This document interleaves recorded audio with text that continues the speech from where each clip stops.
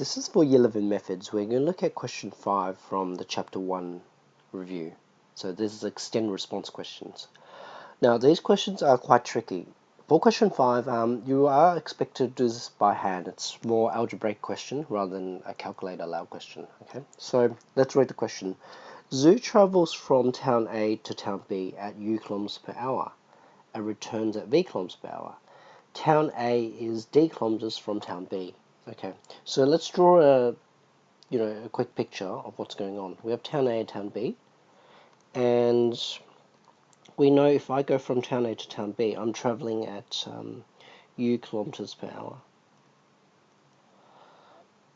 If I take the reverse journey, the return journey, then I'm traveling at v kilometers per hour. So traveling at v kilometers per hour.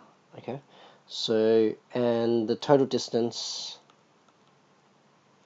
well, the distance from one town to the other is d kilometers. Now I want to find the average speed at which zoo travels for the complete journey, okay, in terms of u and v. Okay, so this question is automatically telling you that we're not working with numbers. We're going to have to write our answer in terms of u and v. So they've given you hints. The average speed is given by the total distance traveled divided by the total time taken. Okay, so the average speed is the total distance traveled. Okay, so the total distance traveled, let's have a think about this. If the distance from A to B is d kilometers, then the to and from journey, so going forward and back, would be 2d. Okay, so the total distance traveled would be 2d. And the total time taken, this is where we have to use our triangle, a speed triangle, so distance, speed, time. I know the total time taken would be the addition of the time taken in my forward journey and the time taken in my reverse journey. Okay, so if I add both of them together, I get my total time taken. So the time taken, so t is given by d on s. Okay, so if I write down the total time taken, well, the time taken from A to B, I know that the distance is d and my speed is u, okay, because that's the speed it's going at from town A to town B. And then the total time taken for the return journey would be the distance, which is also d, divided by the speed. Now, you're expected to simplify the equation. You can't leave your answer like that, okay? So you notice how we've got two fractions down below. We've got to combine them, okay? We've got to tidy things up. So what I'm going to do is I'm going to show you how to simplify the fraction. So I've got d on u plus d on v. Now I can make them under common denominator of u and v because that's the easiest. Okay. Now what I've done to the first fraction is I multiplied the denominator by an extra v, so I need to do the same to the top, so it becomes dv. You notice how the second fraction I've multiplied both sides by u, so I need to do the same to the top. Now the denominators are the same, I can add the numerators. So dv plus du on uv. Okay, so I can write that down now. Du on uv. Now we're not done yet because we've got a term divided by a fraction. We just simplify the whole thing. Now the trick is, if you've got something divided by a fraction, you can move the very bottom denominator, to the top. Okay, so you can multiply it to the top, so it'll become 2d uv, and what's in the middle just goes at the bottom. Okay. Now why that works is because, do you remember the rule? If I go 2 divided by 3 divided by 4, I can, if I'm dividing 2 divided by 3 quarters, in order to change a divide to times, I flip the fraction. So you can go 2, instead of divided by 3/4, you can go times by 4/3. So this becomes 2 times 4/3. Okay.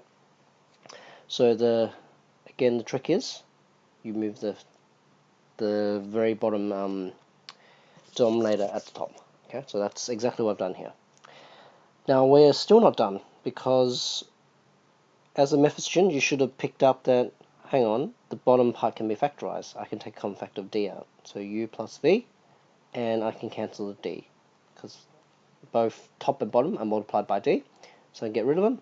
So go 2 uv on u plus v, and we're done. Okay, so we're happy. Alright, so this was quite a tricky question, because 1, you're not using numbers, 2, you have to know how to use the formulas, and you've got to be able to simplify the fractions.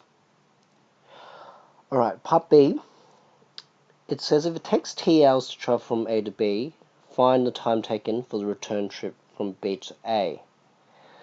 Okay, the return trip for so t return, I'm just going to write tr. T return is going to be, so we're trying to find the time. So time is given by distance on speed. My distance is d for the return trip, and my time, not my time, my speed would be, if we look back here, is v.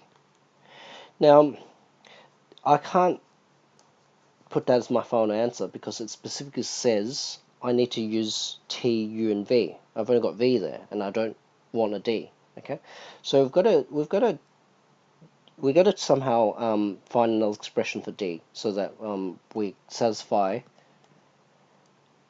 the conditions laid out in the question. Remember, always read what the book or what the question's trying to get you to do or show as a final answer. So you've got to make sure you satisfy all the criteria. Okay, so now I can find a expression for d by using this fact. It takes t hours to travel from A to B. Okay, so if I go separately, I know that the time it takes for it to travel A to B is t hours. Okay, capital T hours. And I know that the time taken is given by t equals d divided by s. So d divided by s, what's the speed at the on the first part of the journey? It's actually u. Okay. Now, why is this useful? Because I'm going to rearrange for d. Okay. So if I multiply both sides by u, I get d equals tu. Okay. How's that useful? I can sub it in to here. And so the return time would be, so instead of d, you have tu on v. And that's your final answer, because you satisfy a condition. It contains a t, u, and v. So we're done. Okay. Part C, for the entire trip. Okay. So we want to find the total time it takes for the entire trip. Now we've already found the time for the return trip. It's given by tu plus v. We just need to add it to the time it takes for the forward trip, which is from A to B, which is just t. Okay. I'm not sure if the book combines them together, but if you want to combine them together as a whole fraction, you can put you can change a single t to a tv on v, because when you do that, it's still the same thing. I haven't done anything illegal, because you can cancel the v's and you still get a t. Now the reason why I've put it all over v is because of the same denominator, so I can add the numerators. Plus, so it'll be plus tv on v. Okay. Maybe the book has factorized it. I don't know. Okay.